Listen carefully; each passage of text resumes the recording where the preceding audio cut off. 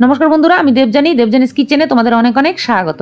বন্ধুরা, জাম এই সময় কিন্তু বাজারে পাওয়া যাচ্ছে, আর এই জাম কিন্তু 2-1 দিনই থাকবে, এর বেশি কিন্তু থাকবে না। এটা কিন্তু স্বাস্থ্য উপকারিতা অনেক। তো এই জাম আমরা আজকে শরবত তৈরি করব। জাম বাচ্চারা অনেক সময় খেতে চায় না, যদি শরবত তৈরি করে দাও বা জুস তৈরি করে দাও তাহলে কিন্তু বাচ্চারাও খাবে, বড়রাও খাবে। এটা খাওয়া কিন্তু শরীরের পক্ষে ভীষণ উপকারী, এটাতে রক্ত পরিষ্কার হয়। আরও অনেক উপকারিতা রয়েছে, ডায়াবেটিস রোগীদের জন্য তো এটা ভীষণ উপকারী। তো দেখো, আমরা জাম কিছুটা ধুয়ে পরিষ্কার করে নিলাম।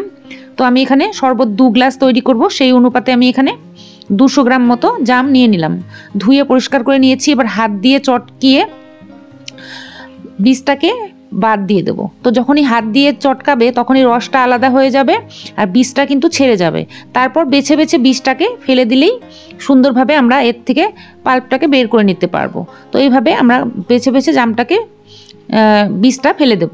তো দেখো, আমার বীজগুলো সব বের করা হয়ে গেছে। এখন এটা কি করব, একটা ব্লেন্ডার জার নিয়ে নেব। এই জারের মধ্যে একটু ব্লেন্ড করে নেব, কেননা এটা খুব মসৃণ করে যতক্ষণ পেস্ট না করা যাবে ততক্ষণ এটা দিয়ে সুন্দর শরবত তৈরি হবে না। সেই জন্য আমরা এটা ব্লেন্ডারে দিয়ে একটু ব্লেন্ড করে নেব। তো আমরা ব্লেন্ডার জারের মধ্যে জামের পুরো পাল্পটাকে দিয়ে দিলাম। দিয়ে দেওয়ার পর এর মধ্যে আমরা 2-1টা জিনিস দেব। চিনি দেব এখানে আমরা পরিমাণ মতো। আমি এখানে 2 চা চামচ চিনি দিয়ে দিলাম। আর দিয়ে দেব এখানে বিট লবণ, সামান্য পরিমাণের একটু বিট লবণ দিয়ে দিলাম। আর দেবো চাট মশলা। বন্ধুরা, চাট মশলা এর মধ্যে দিলে একটা চটপটা স্বাদ পাওয়া যায়। তো এই শরবতটা সবাই কিন্তু খাবে। তো আমি চাট মশলা এখানে দিয়ে দিয়েছি। আর চিনিটা তোমাদের পরিমাণ মতো দেবে। এবার এর মধ্যে সামান্য পরিমাণের একটু গোলমরিচের গুঁড়ো দিয়ে দিলাম। এবার এটাকে ব্লেন্ড করে নিয়ে আসবো। সুন্দর করে ব্লেন্ড করা হয়ে গেছে। এখন এটা আমরা ছেঁকে নিতে হবে। ছেঁকে নেওয়ার জন্য একটা বোলের মধ্যে আমি ঢেলে দিলাম। আর এর মধ্যে আমরা কিছুটা জলও দিয়ে দেব।